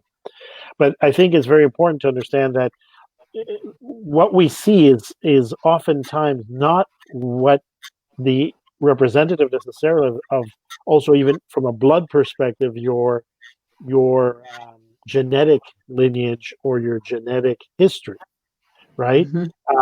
So I mean, and part of an evolution, one incarnation. If we in I'm sure they have that in within the Sangoma belief system, the concept of where in Yoruba they call atunwa, reincarnation, where the person has that spirit will come back to learn lessons, to continue a mission, and to learn different aspects of what life is in this world. Through the course of that atunwa, that person could be in one generation could have been First Nations, another nation could have been Black, another nation could have been Chinese, there are sometimes visible traces, because in those incarnations they may have stayed within one particular family bloodline. In others, no. In others, they may have jumped from one culture to another, from one mission to another, and their ethnic background, especially when we're talking about in the life of an ancestor, the span of an ancestor, we're not talking 100 years, we're talking thousands of years. Right? Not hundreds, even thousands of years that some ancestors could have essentially been coming back, returning to accomplish a mission. So throughout that course of that trajectory, it could be many things. You could be, in other words, the skin, the color of the skin does not necessarily dictate the spiritual Absolutely. attunement or the ancestral lineage or the ancestral qualities or characteristics that the person must have or should have, right? Absolutely. Absolutely. Okay, so now I'm just going to interject here because my phone is draining its battery like mad. I'm down to Okay. 8%. Okay. So I just wanted to know if there's any other questions of our audience that are out there that we haven't addressed or anything like that. No, we've covered them all. I think we're good. Okay, I've been Rebecca. putting a few things for people to be able to contact again. Rebecca, her website, Sangoma.info, which has been scrolling very quietly across the screen throughout a part of this presentation. And then also, if you want to book a reading, private booking with Rebecca, again, she has within that same Sangoma.info. You can follow that link and you can book an appointment. I'm assuming are you doing them remote. remote? Exactly, Yeah. through video call. As are we. We're doing everything through video call. Yeah, And that's the absolutely. other thing for people. Spirit knows no boundaries, so it could be Right. It's a working. continent apart. It's going okay.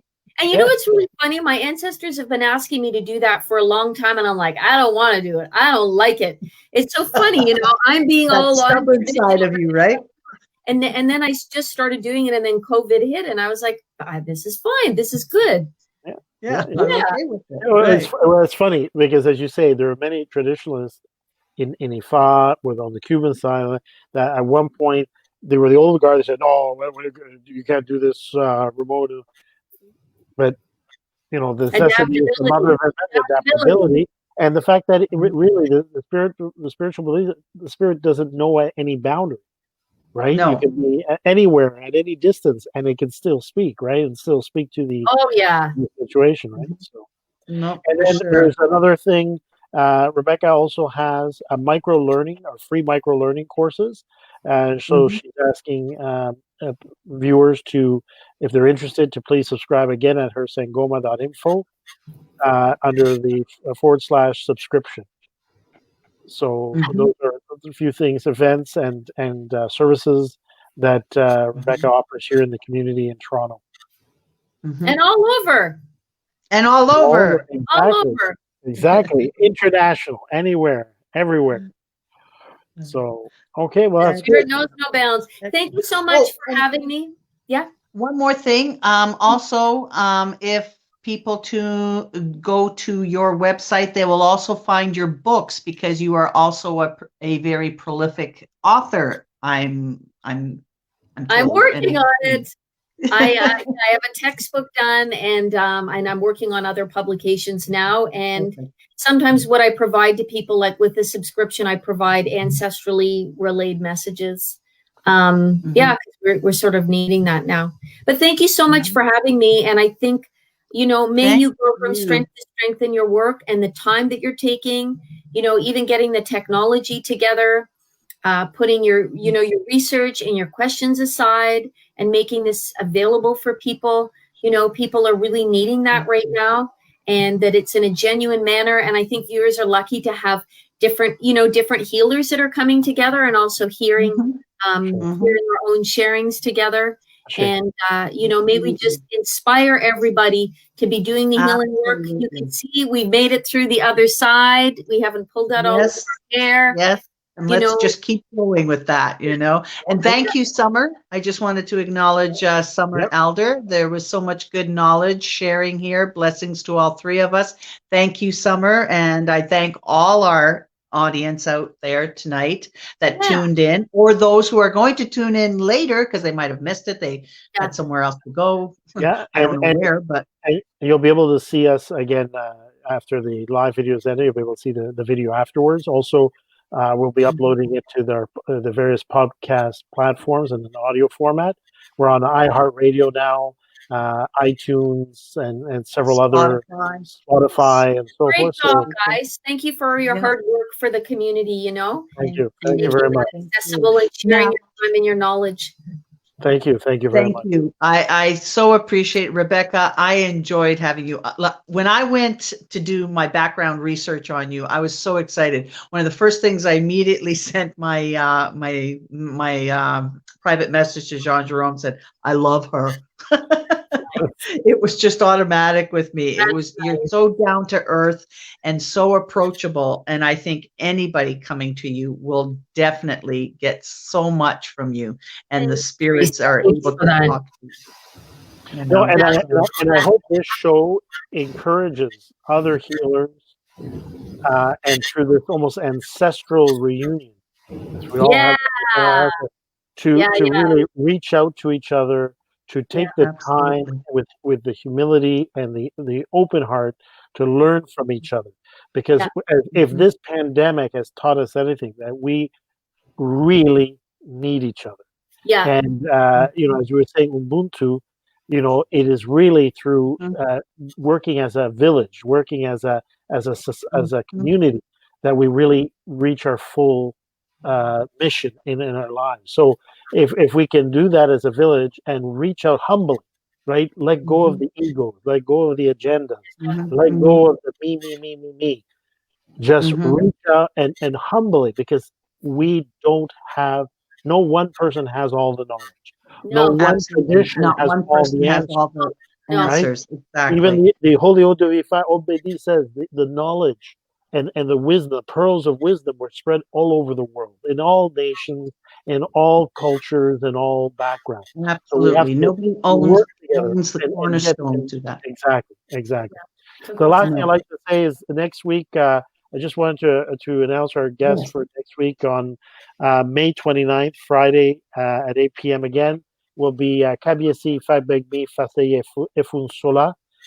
He's a good friend of mine. We've known each other for many years. He's also my Oluo Boni and a very dear friend, Babalao, who's made 28 trips to Africa, to Nigeria. He's been in Nigeria and Benin.